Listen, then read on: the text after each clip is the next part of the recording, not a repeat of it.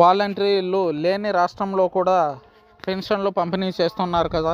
ఇంటి వద్దకే వెళ్ళి పెన్షన్ పంపిణీ జరుగుతుంది కదా. హైకోర్టు ప్రశ్న.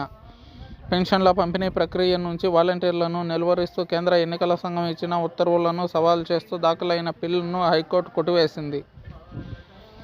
కేంద్ర ఎన్నికల సంఘం ఇచ్చిన ఉత్తర్వులను ఉపసంహరించుకునేలా మధ్యంతర ఉత్తర్వులు ఇవ్వాలని కోరుతూ గుంటూరు జిల్లా కుంచనపల్లి గ్రామానికి చెందిన వి వరలక్ష్మి మరో 2 పెన్షన్దారులు ఈ పిల్ దాఖలు చేశారు.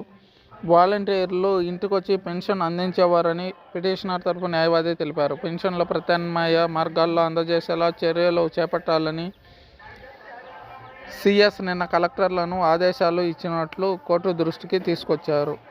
అయితే వాలంటీర్ల వ్యవస్థ లేని ఇతర రాష్ట్రాల్లో కూడా పెన్షన్లు పంపిణీ చేస్తున్నారు కదా, ఎక్కడా ఆగలేదే, ఇదేం కారణం అంటూ హైకోర్టు న్యాయమూర్తి సూటిగా ప్రశ్నించారు. అయితే ప్రభుత్వ తరపు న్యాయవాది ఈ ప్రశ్నకు సమాధానం చెప్పుకోలేక నీళ్లు నమిలారు.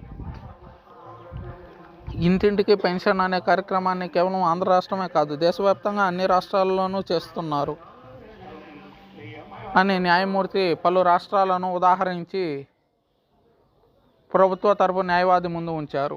అయితే న్యాయవాది దానికి సమాధానం చెప్పుకోలేని పరిస్థితి ఉత్పన్నమైంది.